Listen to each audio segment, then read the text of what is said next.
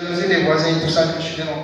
Comment est-ce que je peux m'intégrer? Comment est-ce que je peux faire plaisir à quelqu'un? Alors je me suis dit, étant, je devais être serviable, apporter à mes jeunes. Donc j'étais toujours le comique du quartier, le petit qu'on envoyait tout le temps acheter un bonbon, aller acheter une banane devant là-bas. Le petit vraiment très disponible, poli.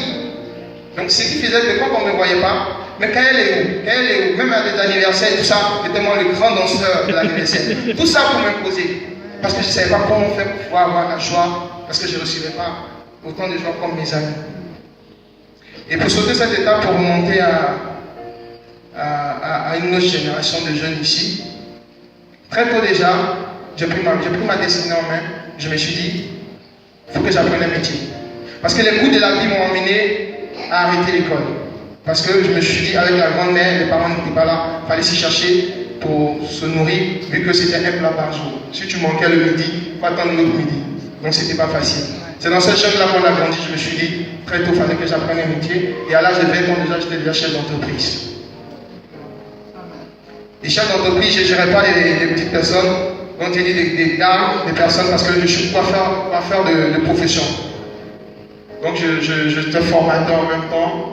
Il fallait payer les salaires, il fallait savoir comment. Bon, les chefs d'entreprise ici savent comment quand on s'autofinance, c'est ce que ça fait. Pour payer les salaires, pour payer les charges, pour payer les employés. Étant déjà petits et sortant déjà de ce milieu-là, il faut te dire, tes frères sont restés encore au carreau, ils sont encore contents d'aller à l'école, donc tout le monde te regarde. Matin, quand tu sors pour donner le petit déjeuner, celui qu'on se moquait de lui avant est devenu maintenant le prince. Amen.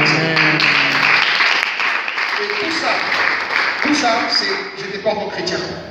Mais c'était déjà dans la tête.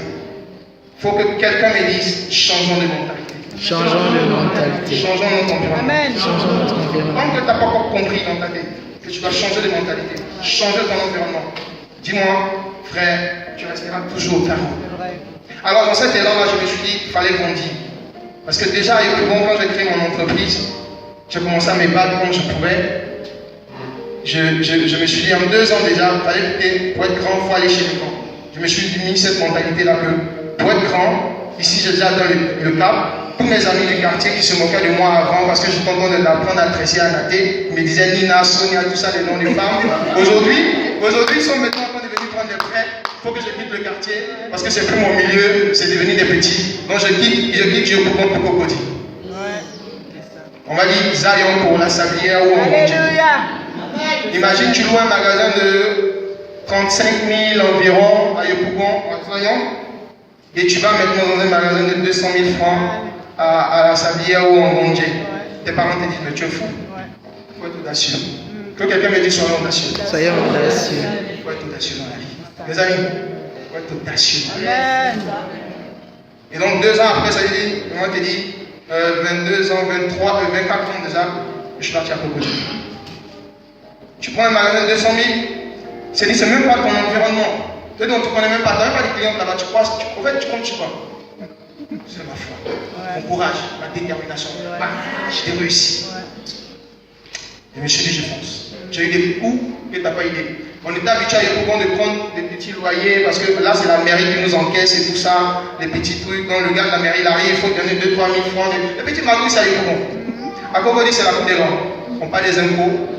On parle des taxes, on parle des arriérés parce que c'est une agence qui gère donc les pénalités. Je ne connais pas petit, je